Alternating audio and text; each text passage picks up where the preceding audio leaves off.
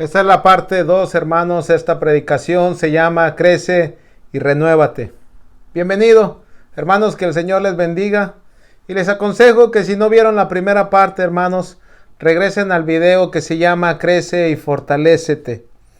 Y también, hermanos, como consejo les pido que lean el capítulo 12 a los Hebreos, para que puedan confirmar que la predicación, hermanos, puedan confirmar la enseñanza a través de la lectura.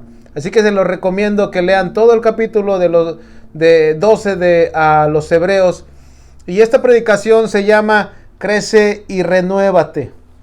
Renovarse, hermanos. Dios nos ama con amor eterno. Y Él usará diferentes formas para santificarnos. Él usará las adversidades, Él usará el dolor en nuestra vida, hermanos. Y tiene un principio la adversidad, y esa es que nos va a santificar, nos va a hacer crecer, nos va a hacer que nos renuevemos. Así que esto es a través de la palabra de Dios. Dios nos fortalece a través de su palabra, pero no todas las personas podemos fortalecernos a través de la palabra de Dios, a través de una predicación. Hay diferentes métodos, hay diferentes corazones, hay consecuencias del pecado que a veces endurecen al corazón, hermanos, y que es necesaria la adversidad para que nosotros podamos entrar en el proceso de santificación. Y Dios nos está amando, y Dios nos está cuidando, y Dios siempre quiere lo mejor para nosotros. Y ese principio lo vemos en Hebreos 12:10. En efecto, dice, nuestros padres nos disciplinaban por un breve tiempo, cuando ya pasamos a mayores, dice la palabra, como mejor les parecía, pero Dios lo hace para nuestro bien, a fin de que participemos en su santidad, participemos de su santidad. Así que Dios, hermanos, quiere llevarnos a las adversidades, pero es para nuestro bien. Es para que participemos de su santidad. Y yo sé que esas palabras a veces no son dulces para nuestros oídos, hermanos. Y quiero decirte en otras palabras un poco más fuerte, pero Dios está más interesado, hermanos, en la santidad que en tu felicidad. Sobre todo cuando la felicidad está mal enfocada. Dios está más interesado en la santidad que incluso en el nivel de adquisición económica que uno tiene, en el dinero. Dios está más interesado, hermanos, en cosas eternas que en cosas terrenales, porque Él quiere librarnos del peligro. Él quiere quitarnos de un error que nos pueda doler más que lo que la adversidad puede doler, hermanos. Y por ejemplo, si un hijo de Dios, hermanos, ha ido éxito tras éxito, y Dios va a intervenir en ese éxito y va a poner un fracaso. Cuando una persona va éxito tras éxito tras éxito, la tendencia, hermanos, por muchos años después de ir experimentando ese éxito, hermanos, es que uno se vuelve muy egocéntrico, uno se vuelve muy arrogante. Entonces, para Dios es más importante la humildad, y Dios te va a poner un fracaso y te va a hacer que te quebrantes y va a hacer que pierdas esa confianza en ti mismo y pongas la confianza en Dios. Así que por eso Dios lo hace, hermanos, porque es más importante el carácter manifestado en nuestra vida, el carácter de Jesucristo en nuestra vida, para que entonces podamos experimentar los principios eternos y podamos ser más felices de lo que creemos que somos a través del éxito, a través de las cosas que tenemos aquí en la tierra. Por eso a Dios le interesa más, hermanos, que tú te trates de desarrollar. Porque no eres lo que logras, no eres lo que tienes, sino lo que superas. Cómo se transforma tu carácter, cómo te relacionas con Dios, cómo empiezas a depender de Dios. Y así, hermanos, veíamos la semana pasada el ejemplo de Pablo, que Pablo estaba orando y estaba haciendo una oración muy permitida. De hecho, podemos sentirnos empáticos con la oración de Pablo. Pablo es un misionero, hermanos. Pablo es un servidor de Dios. Me puedo imaginar que Pablo a lo mejor tenía una enfermedad que le lastimaba sus ojos. Imagínate a Pablo ahí tratando de escribir la revelación que recibía de Dios mismo, tratando de recibir con sufridas penas. Y si él pidiera, hermanos, necesito la vista, o si él pidiera, ¿sabes qué? No me siento con humor, ando atormentado mi espíritu. Claro que nosotros interveniéramos por esa oración. Claro que nosotros estuviésemos empáticos con esa oración. Sin embargo, Dios le responde de una manera sorprendente. En 2 de Corintios 12:7, que veíamos en el primer video, hermanos, en el cual Dios le recuerda qué es lo primordial, qué es lo más valioso. Y Pablo estaba pidiendo, hermanos, que descansara un poco de ese dolor, que se quitara ese dolor. Sin embargo, Dios lo hace que experimente el dolor permanentemente. Así que Dios le responde con estas sabias palabras, hermanos, y le dice: te basta con mi gracia, pues mi poder se perfecciona en tus debilidades. Y cuando Pablo, hermanos, llega a la luz del entendimiento de estas palabras, que es preferible la gracia, hermanos, él estaba poniendo sus ojos, su mirada en lo terrenal y en el dolor terrenal. Pero cuando Dios le dice: hey, yo te di una gracia, tú ibas a experimentar el dolor eterno, ibas a ser castigado eternamente. Entonces Pablo empezó a tomar la salvación con ese peso y con ese completo plan de Dios, y decir: me basta la salvación, no importa que sufra por un momento, porque es preferible. No solo que voy a ser castigado, sino que voy a ser premiado sin merecerlo.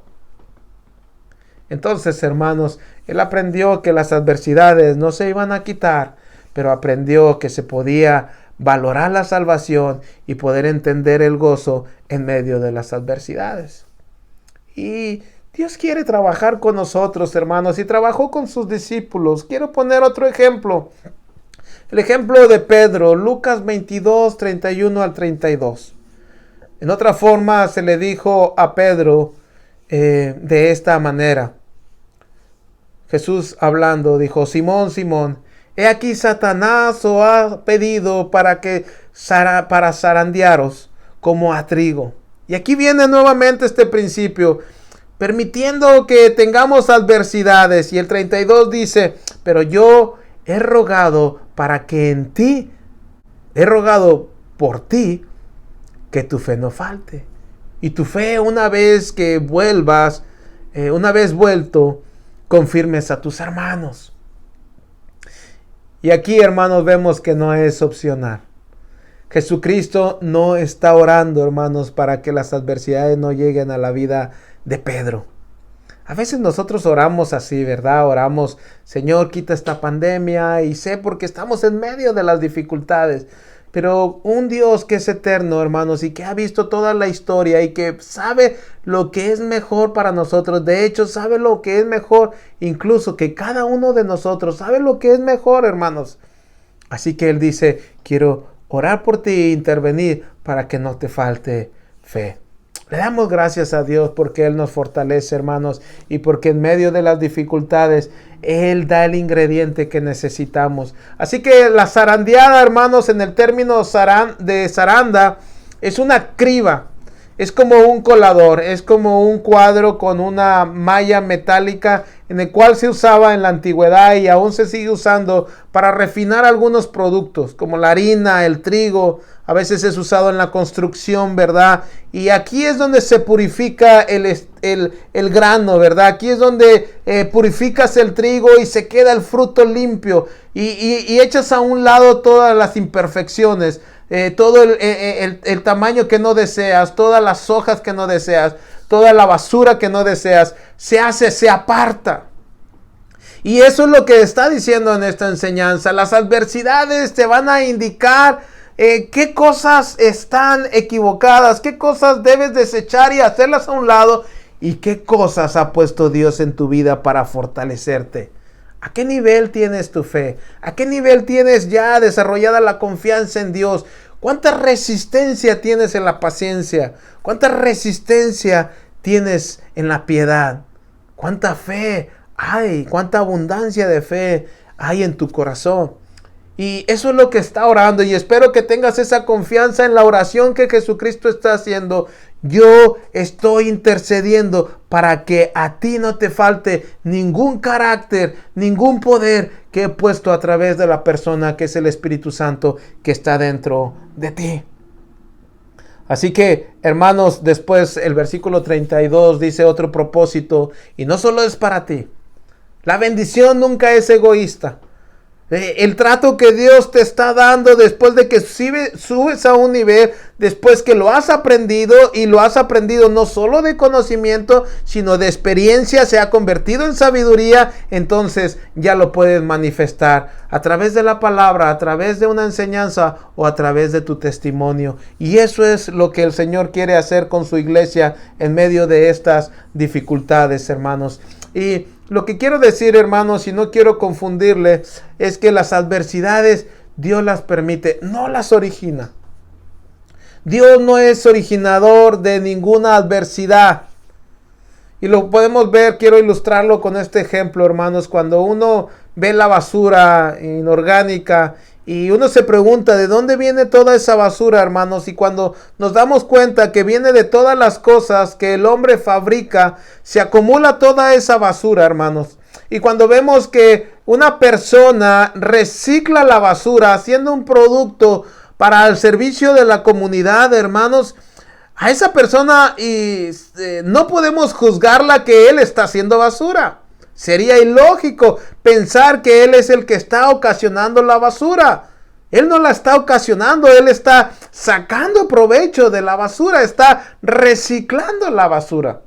De igual manera, hermanos, Dios está reciclando todas las fabricaciones que tiene el corazón, un corazón caído, con un mundo caído, que hay seres humanos caídos relacionándose con personas caídas, hermanos, y fabricamos maldad, fabricamos la muerte, fabricamos el dolor, fabricamos la enfermedad, hermanos. A consecuencia del pecado hay cuerpos deformados que no provienen de la voluntad de Dios, que no los originó Dios. Sin embargo, Dios los recicla y los usa para su gloria, los usa para su fama. Los usa incluso como una piedra, como una zaranda, para pulir a su iglesia. Entonces, hermanos, la iglesia de los hebreos, lo que estaba pasando es que estaban siendo perseguidos por el nombre de Jesús. Y esta iglesia, estaban abandonando sus casas. Y la gente estaba entrando a saquear y estaba entrando a robarle sus pertenencias. Y ellos no entendían por qué estaban en esa adversidad. Ellos creían que eran hijos de Dios y que no tenían que sufrir y que Dios tenía que manifestarse poderosamente para hacer justicia en ellos. Pero Jesucristo estaba haciendo justicia en ellos de otra manera espiritual y ellos no lo pudieron percibir y estaban reaccionando equivocadamente. Y aquí es donde podemos aprender, hermanos, que en las adversidades algunas personas pueden reaccionar positivamente y algunas otras personas reaccionan equivocadamente. Y lo podemos ver en Hebreos 12:5, hermanos. 3 indicaciones en las cuales se manifiestan equivocadamente, hermanos, en medio de las dificultades, en medio de las adversidades. Mostramos quién somos. Y hay más versículos que vamos a ir viendo en este capítulo 12 de Hebreos, que te recomiendo que lo leas antes de esta predicación o después de esta predicación. Acompáñame a Hebreos 12:5, hermanos. Hebreos 12:5 dice así: ¿y ya han olvidado por completo las palabras de aliento que como a hijos se les dirige? Hijos míos, no tomen a la ligera la disciplina del Señor, ni te desanimes cuando te reprenda. Y lo primero que dice este versículo, hermanos, es que olvidamos, tomamos a la ligera y nos desanimamos. Dice 3 manifestaciones incorrectas que hacemos en las adversidades. Hay más y las voy a ir mencionando, hermanos. Así que présteme atención y concéntrese un poco en cada una de ellas. Así que el Señor estaba dando palabras de consuelo para los hebreos. Y la primera palabra de consuelo que les dijo es: no olvides. No olvides que yo soy tu padre. No olvides que ustedes son mis hijos y que yo quiero lo mejor para cada uno de ustedes y que lo mejor es la santidad. Lo que mejor puedo darles es un lugar en el cielo y lo mejor que puedo hacer para ustedes es irlos preparando para ese lugar, para que estén conmigo. Y entonces era una iglesia, hermanos, que no eran gentiles. Eran iglesias que no habían sido convertidos de una vida pagana hacia el cristianismo. No, eran personas que ya se habían relacionado con Dios, que ya habían conocido la palabra de Dios. Ellos tenían el Antiguo Testamento, pero que solamente estaban, como quien dice, entendiendo el verdadero significado de Dios. O sea que el Dios Padre ya se había relacionado con ellos y estaban aprendiendo cómo relacionarse con Jesucristo para salvación. Así que olvidaron tener una mentalidad celestial. Poner la mirada, como dice Colosenses 3:2, poner la mirada en las cosas de arriba y no en las cosas de la tierra. Hermanos, ellos se les olvidó, hermanos, todas las ocasiones en que Dios los sacó de cualquier adversidad. Así somos, hermanos. A veces nuestra naturaleza es olvidar lo que Dios hace en nosotros. Y Dios va a enseñarnos y va a recordarnos, hermanos, que las cosas terrenales son frágiles. Que las cosas terrenales, hermanos, pasan en segundos términos. Que son destructibles, que son conmovibles. Así que, y nos va a recordar que somos peregrinos de esta tierra y que fuimos creados, hermanos. Fuimos creados para pensar en el cielo. Fuimos creados para reconocer las cosas eternas. Todos los seres humanos tenemos ese vacío de creer que hay vida después de la muerte. Así que no debemos de olvidar eso. Y otro tendencia, hermanos, o otra manera de reaccionar equivocadamente es que ellos estaban tomando las cosas a la ligera.